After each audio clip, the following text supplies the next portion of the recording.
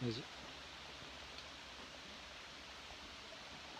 Eh bien bonjour à tous et bienvenue à ce second live donc au zoo d'Amnéville. Cette fois-ci c'est comme je vous l'avais promis sur les hippopotames. Alors cette fois-ci on a un peu moins de chance avec la météo. Au final je pense que je vais finir aussi mouillé que les hippos.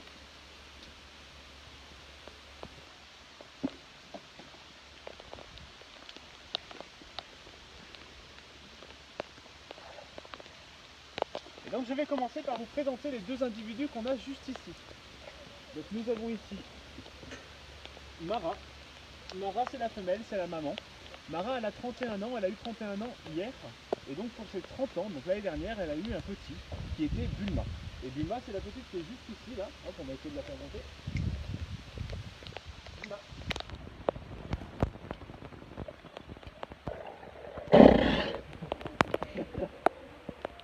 Donc ça c'est les inconvénients avec les hippopotames.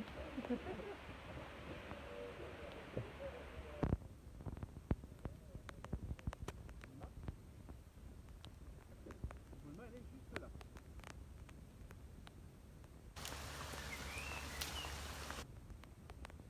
Et juste au fond là-bas, donc je sais pas si on peut zoomer, eh bien on a Kinshasa. Kinshasa c'est le papa et lui donc il a 29 ans.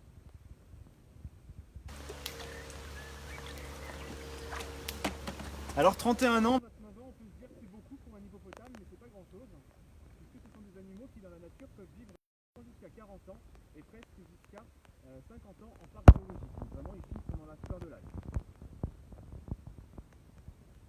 Ce sont des hippopotames certes, mais on va être un petit peu plus précis, parce qu'en réalité il existe deux types d'hippopotames. Il y a l'hippopotame amphibie et il y a l'hippopotame nain. Donc l'hippopotame nain c'est un hippopotame qui va faire entre 250-300 kg pour 1,50 m de long. Et on l'appelle aussi l'hippopotame pygmée. Ensuite, on a l'hippopotame amphibie qui lui va faire jusqu'à presque 3 mètres de long et pour des poids qui peuvent varier entre 2 tonnes et jusqu'à, pour vraiment les plus gros dans leur habitat naturel, jusqu'à 5 tonnes.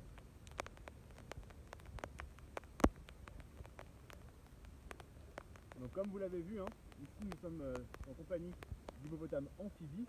Et si on appelle cela des hippopotames amphibies, c'est tout simplement parce qu'ils passent énormément de temps sous l'eau. S'ils passent autant de temps sous l'eau, c'est pour se protéger des rayons du soleil. En effet, ils vivent dans des régions du monde, en Afrique subsaharienne, où il y a des rayons du soleil qui vont être très dangereux et donc qu'ils vont pouvoir causer des coups de soleil. En effet, leur peau, on a l'impression qu'elle est très épaisse, mais en réalité, elle est très fine. Du moins, l'épiderme, lui, il est très fin.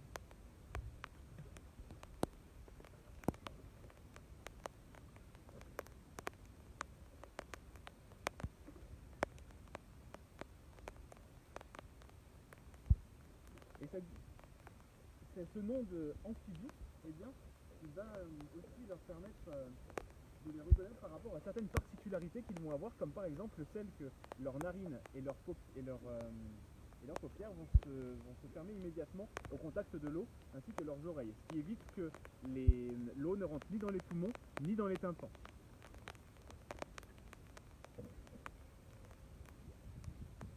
Cette vie aquatique, ils vont la prendre dès le plus jeune âge, puisque une femelle hippopotame, eh bien, elle va mettre au monde son petit sous l'eau, et ensuite elle va le forcer à revenir téter sous l'eau pour qu'il puisse développer ses capacités d'apnéiste.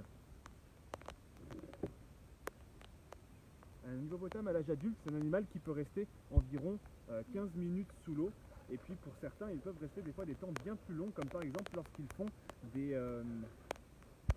des compétitions d'apnée. Donc quand ils font des compétitions d'apnée, c'est pas pour se faire plaisir, c'est simplement parce que quand deux mâles vont se défier, eh bien ils vont se mettre sous l'eau. C'est une phase pacifique de combat. Et c'est le dernier qui remonte à la surface qui a gagné.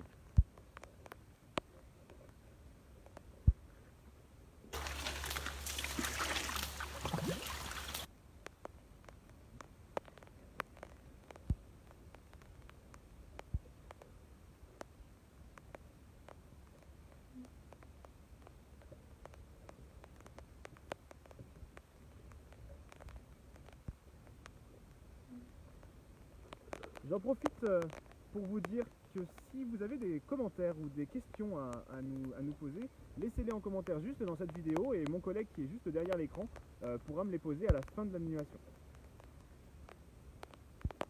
Donc je vous disais que les hippopotames restaient longtemps sous l'eau pour pouvoir se protéger des rayons du soleil. Mais en réalité, ils ont une autre adaptation pour qu'ils puissent rester sous l'eau. Cette adaptation, eh bien, c'est la sueur de sang. Donc la sueur de sang, ça va vraiment leur permettre eh bien, de les protéger comme une crème solaire un petit peu.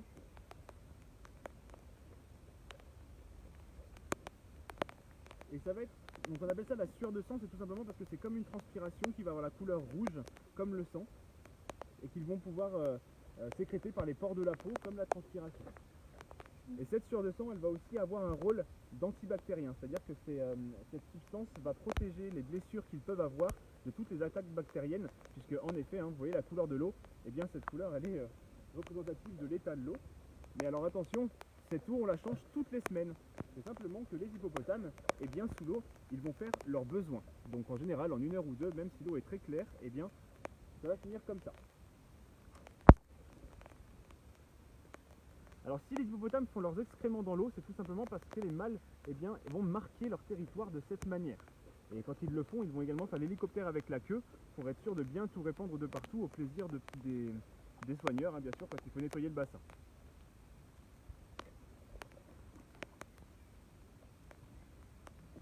Dans la nature, les hippopotames sont des animaux qui vivent en harem. Donc comme je l'avais déjà expliqué la première fois dans un live, le harem, c'est-à-dire qu'il y a un mâle dominant qui va vivre avec ses femelles et ses petits.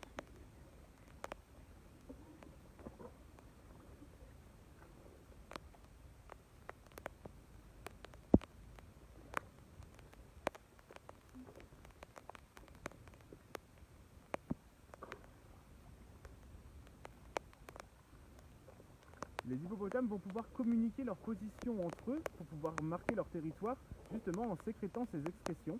Et ces excréments, eh bien, ils vont pouvoir les répandre le long de la rivière et les mâles qui sont en dessous vont savoir eh bien, qu'il y a un mâle juste au-dessus et ils vont éviter d'y aller. Par contre, en période de reproduction, eh bien, les mâles entrent en compétition et alors à ce moment-là, eh bien, ils vont se jauger. Donc ils vont rentrer en compétition pour pouvoir récupérer les femelles des autres et se reproduire avec. Et alors quand 2 hippopotames vont se mettre au défi, eh bien ils vont faire un petit peu comme Mara le fait là quand elle demande de la nourriture, c'est-à-dire qu'ils vont ouvrir en grand la bouche et ils vont pouvoir du coup un petit peu comparer leurs forces. Ça c'est la première phase pacifique d'un combat entre 2 hippopotames, mais il y arrive que 2 hippopotames eh bien, vont rentrer en conflit un petit peu plus ardemment et donc ils vont utiliser leurs dents et donc Mara va nous montrer ses jolies dents. Mara? Non, elle n'a pas envie. Peut-être on n'a pas encore fait.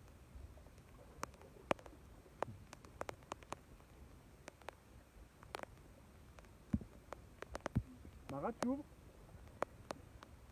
Donc vous voyez ici, eh bien, il y a une paire de dents qui sont les incisives, ce sont des dents qui peuvent faire jusqu'à 60 cm de long et sur les côtés il y a les canines qui sont des dents qui peuvent faire jusqu'à 70 cm de long et plus de 3 kg chacune. Ce sont des dents qui sont faites en ivoire, donc comme les défenses d'éléphants, et malheureusement c'est ce qui causera également la perte de ces animaux puisqu'ils sont chassés pour cela. Alors ici ces dents elles font pas ces tailles là tout simplement parce qu'ils vont les user sur les cailloux et ça arrive qu'ils se les cassent de temps en temps et donc là il faudra attendre 1 an ou 2 avant que Mara ait à nouveau des dents d'une bonne taille d'une vingtaine de centimètres. Alors ces dents elles ne vont pas du tout servir à pouvoir se nourrir puisque ce sont des animaux qui vont manger essentiellement des végétaux, comme vous voyez que je leur donne depuis tout à l'heure de l'endive et de la pomme. Et en réalité, dans le règne animal, les longues dents pointues, eh bien, ça va simplement servir à attraper des proies et à manger de la viande. Donc là, on voit bien qu'ils ne s'en servent pas pour ça, ils s'en servent principalement pour d'autres individus et à se battre.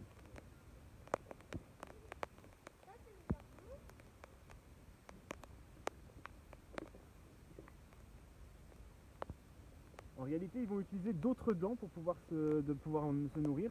Eh bien, ce sont des canines qui se trouvent tout au fond de la bouche. Ce sont des molaires qu'on va retrouver tout au fond de la bouche. Là, on peut les voir au fond. Et en tout, c'est un vrai broyeur puisqu'ils vont être capables d'avoir une pression phénoménale dans la mâchoire pour pouvoir broyer toute cette nourriture. Et dans la nature, eh bien, c'est la nuit qu'ils vont sortir des fleuves et des rivières pour pouvoir se nourrir. Encore une fois, dans l'idée de se protéger des rayons du soleil.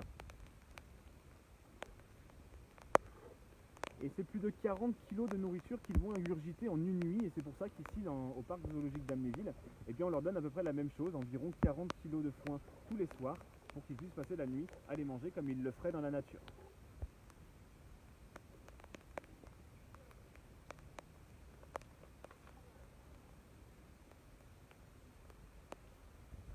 Une dernière chose qu'il faut savoir sur les hippopotames, eh bien, c'est que c'est l'animal le plus meurtrier d'Afrique. Donc on compte plus de morts à cause de l'hippopotame en Afrique qu'à cause du lion ou encore à cause du crocodile. Tout simplement parce que c'est un animal qui est extrêmement territorial. Et donc quand il voit un autre animal, quel qu'il soit, dans son territoire, eh bien, il va avoir tendance à vouloir le chasser. Et il ne fait pas dans la dentelle, donc il utilise sa force phénoménale.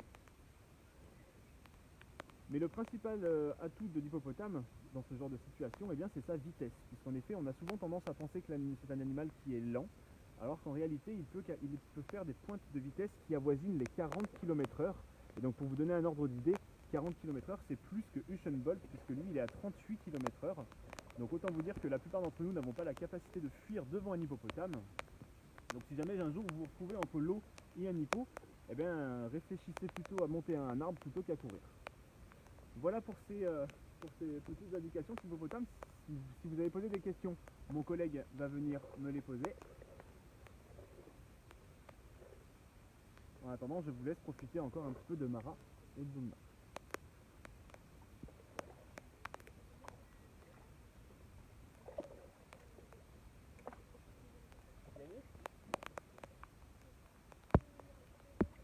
Oui, c'est le bébé celui-là.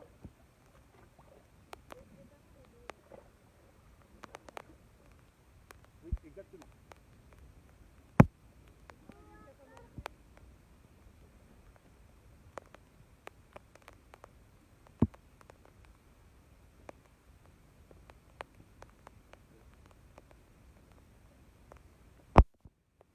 Alors on a plusieurs questions. On a Monette qui nous pose la question de quel âge a la petite. Et bien la petite, elle a eu 1 an hier. Exactement. On a Lolita qui nous pose la question de combien de temps peut vivre un hippopotame. Et donc comme on le disait au début, un hippopotame, cela peut vivre entre 40 et 50 ans, donc 40 ans dans la nature et plutôt 50 ans en captivité.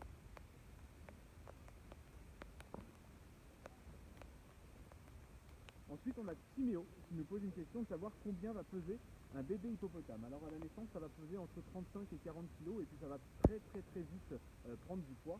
Aujourd'hui, à 1 an, Bulma, elle est plutôt dans quelques centaines de kilos que des 35.